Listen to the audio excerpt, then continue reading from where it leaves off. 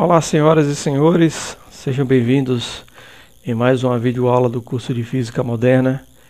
E hoje estamos na aula de número 9, em que nós vamos dar prosseguimento ao cálculo da parte angular da equação de Schrödinger do átomo de hidrogênio. Na aula anterior, na aula número 8, nós vimos que essa equação diferencial angular ela ainda é dividida em duas outras partes, que é uma dependente de φ e uma dependente de θ. E basicamente nós vamos resolver essas duas equações diferenciais aqui na aula de hoje. E vamos ver que a junção dessas duas soluções, que são conjuntos de soluções na verdade, formam um terceiro conjunto de soluções que a gente chama de harmônicos esféricos. Então os harmônicos esféricos são um grupo de soluções da equação diferencial, da parte angular da equação de Schrödinger para o átomo de hidrogênio. Beleza? Então me acompanhe aí na aula de hoje. Vamos falar sobre harmônicos esféricos. Muito bem, começando com a equação que depende de φ. Então lembrando lá da última aula, aula 8, nós vimos que a equação angular, a parte angular da equação diferencial de Schrödinger, ela tem duas partes também, ela se subdivide, além de dividir em parte angular e parte radial, a parte angular se divide na parte dependente de φ e na parte dependente de θ. Começando pela parte dependente de φ, que é essa aqui, vejam que é uma equação diferencial muito simples, né? Não só porque tem poucos elementos, mas porque de fato ela tem a estrutura simples, a gente chama de equação diferencial de segunda ordem, porque tem uma derivada segunda, né? A derivada de maior ordem é a derivada segunda. Então é uma equação diferencial de segunda ordem, linear e homogênea. Não vou entrar em detalhes sobre o conceito de equações diferenciais, né? Vocês podem procurar no livro de cálculo. Mas o método de solução dessa equação é simplesmente supor que a solução é do tipo E elevado a uma constante vezes a variável, né? Eu até fiz uma aula no curso de Física Moderna 1 explicando a solução de equações diferenciais desse tipo. Aqui eu vou partir já da solução final, né? Não vou fazer as etapas para se obter essa função aqui. Então, que se vocês quiserem, eu posso postar a aula que eu dei sobre isso. Se vocês tiverem dúvida, a gente pode discutir mais sobre isso. Mas essa aqui já seria a solução dessa equação diferencial. É uma solução bem direta, porque de fato é uma equação diferencial extremamente simples. Muito bem, então essa aqui seria a solução, fora uma constante de integração, que está faltando aqui, mas isso aqui seria uma solução dessa equação diferencial. É importante lembrar que para essa função ela ter um significado físico, lembre-se que lá na aula que eu falei sobre coordenadas esféricas, a variável φ, que é aquela φ que varre no eixo xy, ela pode variar de 0 a 2π. Então, se ela pode variar de 0 a 2π, significa que o valor dado em φ igual a 0 tem que ser exatamente igual ao valor dado em φ igual a 2π. Porque eu dou uma volta completa e volto para o mesmo ponto. Então eu tenho que assegurar que a minha função, a minha solução da equação diferencial, ela tem o mesmo valor em φ igual a 0 e em φ igual a 2π. Então se eu substituir a minha solução que eu acabei de encontrar nessa condição de contorno, então eu vou ter essa expressão, E elevado a im vezes 0, que dá 1. E eu vou ter E elevado a im vezes 2π. Isso aqui, como é exponencial complexa, a gente pode escrever pela igualdade de Euler, que é essa aqui, ó. Quando eu tenho uma exponencial complexa, eu posso reescrever como sendo a combinação de cosseno e seno, sendo que o seno é a parte imaginária e o cosseno é a parte real dessa exponencial. Então, pela condição de contorno, eu encontro essa solução. E se vocês olharem bem, qual é a única maneira dessa equação ela ser verdadeira? Quer dizer, se eu tiver o seno valendo 0, aí eu vou zerar a número imaginário, isso aqui vai ficar 0, e o cosseno tem que valer 1. Isso acontece justamente quando o meu cosseno vale 0, ou vale 2π, que no caso é o mesmo 0,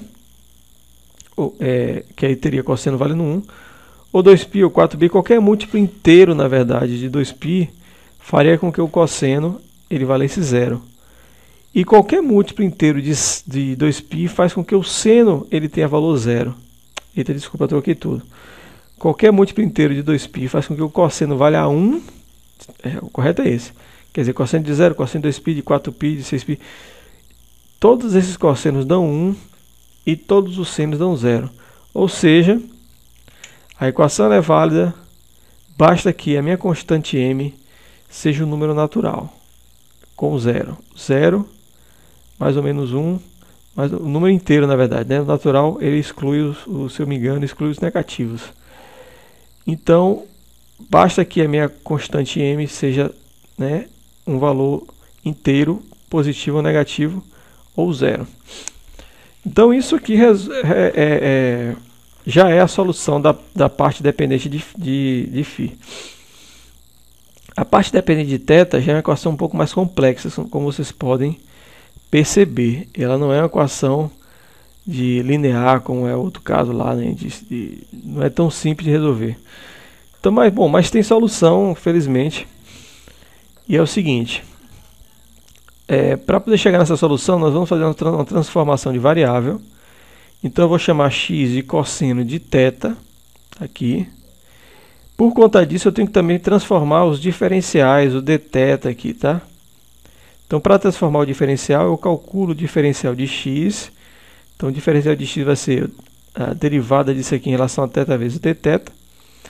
Essa derivada de cosseno é menos seno vezes o dθ. Então, o diferencial de dθ vai ser menos dx sobre o seno de θ.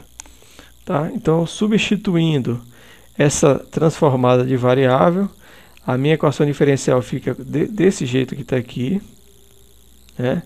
Vejam que aparece um seno aqui em cima por causa da substituição do dθ e um menos também.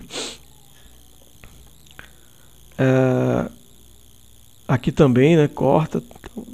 Aqui também eu tenho uma transformação aqui. E aí, simplificando tudo isso, taraná, eu vou encontrar essa equação aqui. Essa equação é uma mera simplificação disso aqui. Eu cancelo aqui, que mais? Tem um θ aqui, eu multiplico tudo por θ maiúsculo. Então é um algebrismo extremamente simples, né? Vocês podem depois acompanhar com mais calma aí no material. Novamente eu faço um rearranjo dessa equação e encontro essa equação aqui. Essa equação ela tem uma cara conhecida. Ela é conhecida pela matemática como a equação generalizada de Legendre. Então, a cara com que a gente encontrou a equação da parte espacial, a parte angular dependente de θ, ela ficou no formato da equação generalizada de Legendre. E, felizmente, esse conjunto de equações diferenciais eles têm uma solução que são chamados polinômios generalizados de Legendre. Recebe essa nomenclatura aqui, PLM, ou seja, os polinômios de Legendre dependem da constante L e da constante M, e são escritos com esse formato aqui, ó. Olha só. Então é 1 menos x ao quadrado elevado a m sobre 2, dividido por 2 elevado a L vezes L fatorial, que multiplica essa derivada de ordem L mais 1 de x ao quadrado menos 1 elevado a L. E quando o m for negativo, eu tenho uma coisa um pouco diferente, eu tenho menos 1 elevado a m, multiplicando esse termo aqui, né? L menos m fatorial dividido por L mais m fatorial, vezes o polinômio de Legendre. Né? O polinômio de Legendre considerando o m positivo. Então esse aqui é o índice, está um pouco errado. Esse daqui é a cara do polinômio de Legendre. Aqui no curso de Física Moderna 2, a gente não vai resolver a equação de Legendre e mostrar como é que faz o cálculo, porque isso é conteúdo para física matemática. Então, se vocês estão interessados em saber como se obteve essa solução das equações de Legendre, vocês procurem num livro de física matemática que vocês vão encontrar. Né? Os livros de física moderna eles normalmente não colocam, porque é um cálculo um pouco mais trabalhoso. Tá? Uma coisa interessante que a gente vai notar é que para a função de onda ser finita, que é uma condição para que uma função de onda ela tenha significado físico, a gente discutiu sobre isso no curso de Moderna 1. Então, para que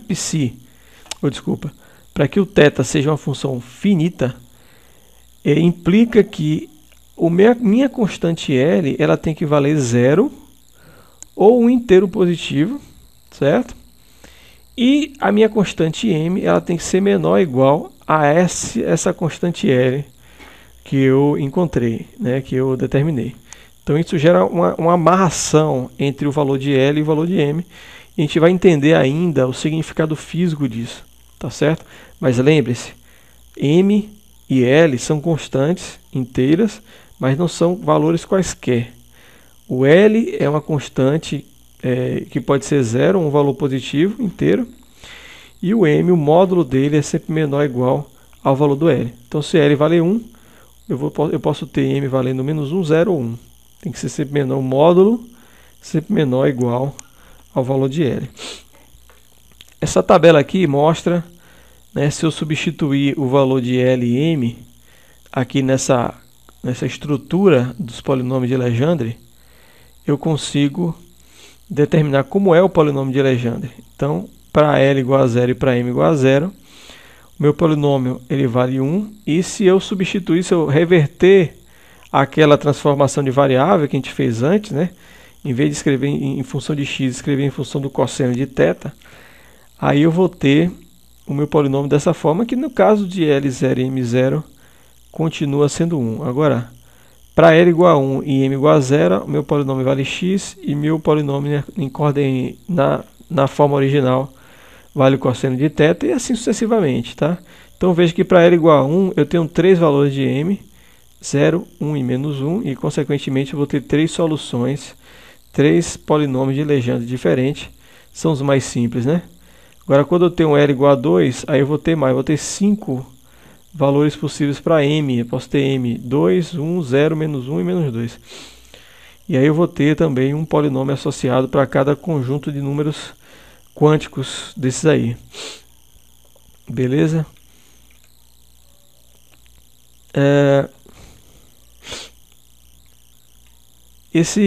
Bom, como eu falei no início da aula, se eu juntar as duas soluções, a solução na parte de θ e a solução na parte de φ, porque lembre, a minha solução final que estou procurando, a minha função psi, que é a função de onda do átomo de hidrogênio, ele é um produto de uma função que depende de R, uma função que depende de θ e uma função que depende de φ.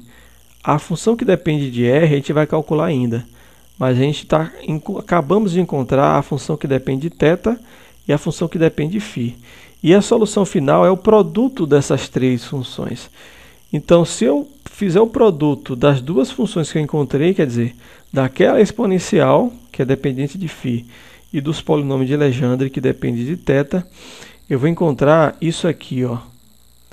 Tem uma constante aqui de normalização e o produto dos polinômios de Legendre pela função exponencial.